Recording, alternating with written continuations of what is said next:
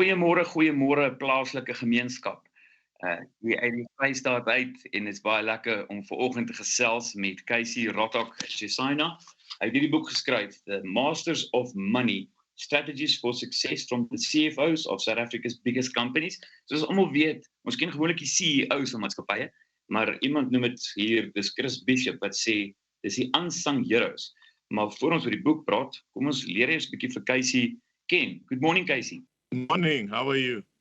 No, I'm lovely. Sorry about that technical error, but now we've got you. Before we get to the book, Casey, I introduced you just a couple of minutes earlier. We just want to get to know you a bit better. So just tell us, your days in Kenya, born and bred, siblings, a little bit of your background. Yes, so I was born in Kenya. I came to South Africa in 2001. I studied at Damlin in Pretoria. And then thereafter, I studied at Wits University, did my accounting there. I have been an auditor for many years, and then for about 8 years, and then thereafter, I went into accounting consulting. I currently am working at W Consulting, and we do consulting, financial reporting consulting to big companies. So yeah, that's my life story. I've been half of my life in South Africa, and half of it was in Kenya, where I grew up. But how did it happen that you moved from Kenya to specifically South Africa? Oh, okay. My mother was working here in South Africa, so she was actually the Kenyan ambassador or high commissioner to South Africa, and that's how I ended up in this wonderful country. Mm. And we're going to talk about some obstacles, but just your studies. It was interesting that you said you started off with BCom, and you said it was actually a bit of a waste of time, and you became a CA after that. What were some of the obstacles in terms of your studies? Well, there were a few obstacles. First of all was when I did come here, I actually wanted to study law. And I was not able to get into the big residential universities because they didn't recognize my high school qualifications. So I had to go the longer route. And then I had a very good lecturer in Pretoria who identified my ability to work with numbers. Her name is Astrid Amatas. And she was like, I think you're built to be an accountant. You seem to get the concepts quite well in Accounting 101. And she encouraged me to do accounting, which I did, and I've never looked back. I think it was an inspired decision. Sometimes you meet some of those teachers who are able to identify your talents and who take a keen interest in your future and give you the right advice. And I was one of the lucky people who got that kind of advice, and that's how I got into accounting. And you also realized very soon in your career that, just doing audits and being a CA wasn't for you. There's an entrepreneur that was hiding, and you started a magazine, your own magazine, and an events company. That balance between, I think a lot of people, if you're a CA, people think you're not creative. That jump from just being a CA and working with big companies and audits to being an entrepreneur. How did that come about? Yes, so that's true. So whereas I may have been good in accounting, auditing was just not for me. For people who do auditing, it's quite procedural. There's a manner in which the thing is done that's rule based. It's point number one. You do the planning, then you do the field work, and then these are the questions you must ask, and it's very structured.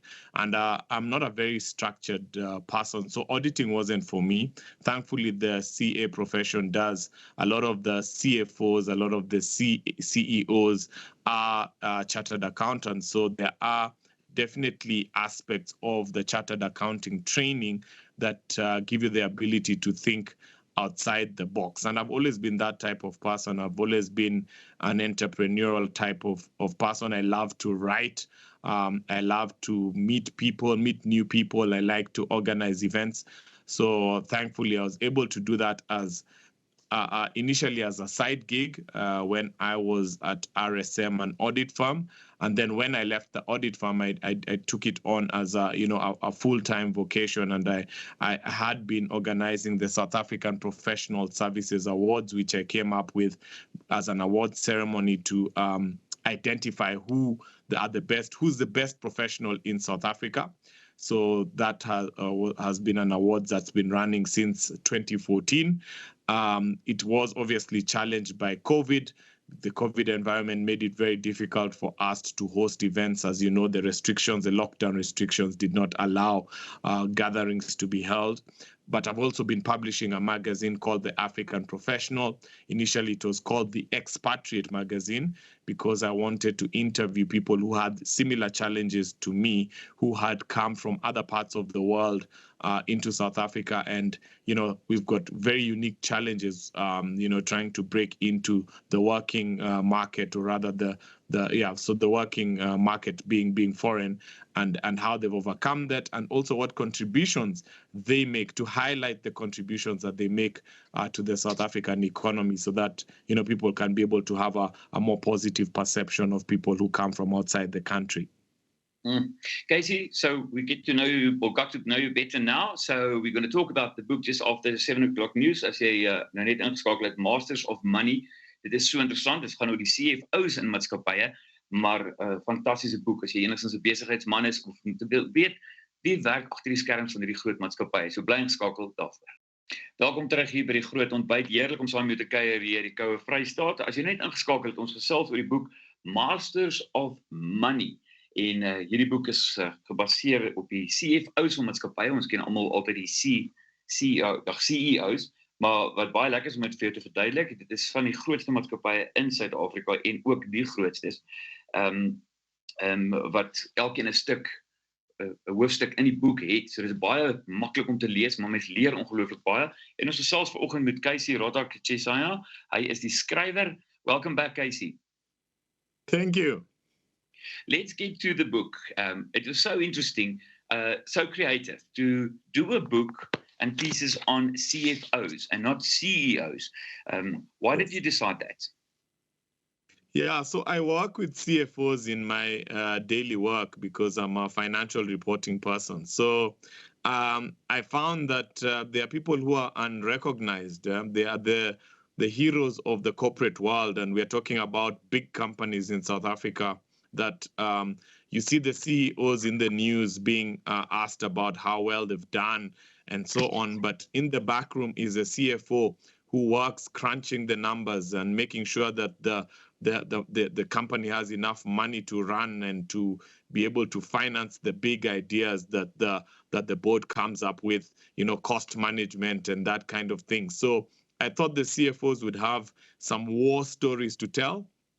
And indeed they did, and I was able to get interviews from a number of the CFOs of South Africa's biggest companies, and to get an inside track as to how these companies manage to do what they do, and the role that is played by the financial director or CFO. What I liked very much about the book is that you get to know the people behind these companies a bit better. I want to run through a couple, but before I get there, who's your favorite of these CFOs? I tend not to answer that question because my view is that, I'm the cook, I'm the chef. I was behind the scenes, cooking different meals and putting them together on a buffet, which is a book. And, it's not, it doesn't make sense to ask the chef which meal he enjoyed cooking, because what's relevant is which meal the people who eat the meal enjoyed eating. So, there were obviously some conversations that I found more interesting than others, but I think ultimately I'll leave it to the people who buy and read the book to tell me which ones they found the most favorite, and that's the feedback that would be most important for me. What I enjoyed and what is very good for me to see, and we're going to maybe discuss it a bit later, is the diversity of our CFOs. It's really, truly representing everybody. There's, black women, there's Afrikaans males, there's black males, there's Indian people. It's just interesting. I think with our country struggling for years with BE and not BE, it was quite interesting. Did you also find it that way? Yeah, it was good to see people from different backgrounds. Yeah, you mentioned there's about 3 Indian CFOs who will tell you their stories. Most of them, interestingly, coming from Durban or KwaZulu Natal. If I think of Atita Kudin from Lady Smith. There's also, as you say, there's black females, very different backgrounds.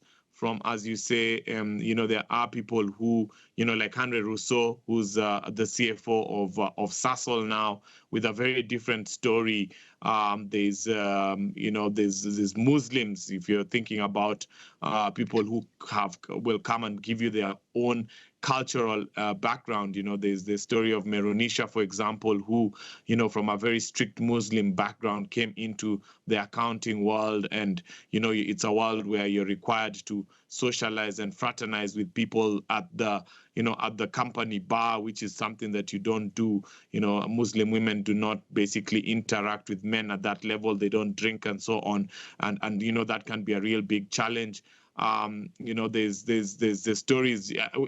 When you talk about women, there's the story, for example, of the lady from BPC, who was the CFO of the Spur restaurants, also, who tells you about her upbringing in Strand, in Cape Town.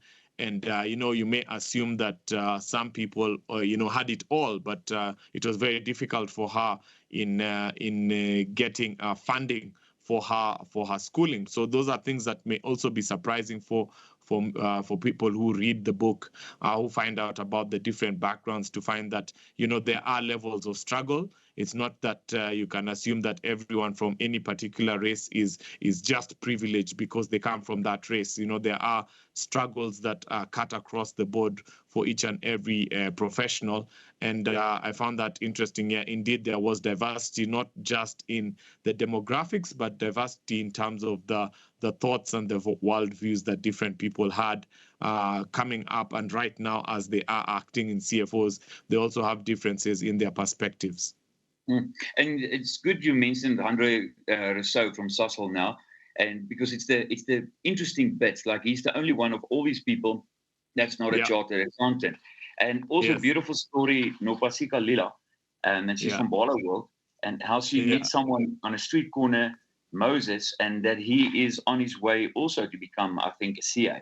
So it's small things. Ntobeko Nyawo redefined properties, that his biggest lessons was herding the cattle for his dad as a kid in KwaZulu-Natal. And I love that, because it makes it approachable for, you don't have to be an entrepreneur, you don't have to be a businessman. Anybody can buy this book and really get something out of it. Now, I've got a difficult question. After listening and interviewing all these people, I want you to imagine you sitting with Cyril Ramaphosa and you give him economic advice. What will you say?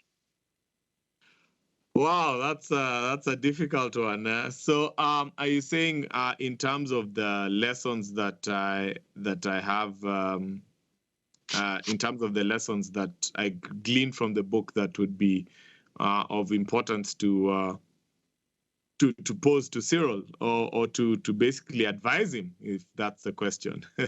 Maybe let me get the question straight. Yeah, give him some economic advice. Yeah, okay. So I think one thing that came through from the book is that a financial education is extremely important. For example, South Africa, a big challenge that we have is that so many people are in debt, they do not know how to manage their money. So speaking to people who are experts in managing money, it became quite apparent that the fact that they are experts in managing money at a corporate level, it's something that also trickles down to at an individual level. So it's something that needs to be invested in on a national scale. Investing in a financial education, maybe there needs to be a thought process as to whether or not, for example, our curriculum covers that well enough, because I think if everybody had an ability to manage their money, so for example, our country, South Africa, has got a huge, if you look at the tax bracket, it's very lopsided. There's a lot of people who also, despite what they earn, get into debt, and that also has consequences for the economy. If you have an economy of people who are in debt, then it's a problem, because then obviously the consumer spending is not at the right level. You have a lot of people who would need to be dependent on others in society, not just talking about social grants, but people who are relatives, for example. So there would be there are a lot of difficulties that stem from a lack of a proper financial education in the country, and that also transcends to the people who are running organizations. You hear about municipalities that are bankrupt, that are not providing the right service delivery is a problem, because the people who are running those organizations are not well equipped. So Yes. I think the key thing that on a national scale, I would say, is the financial education.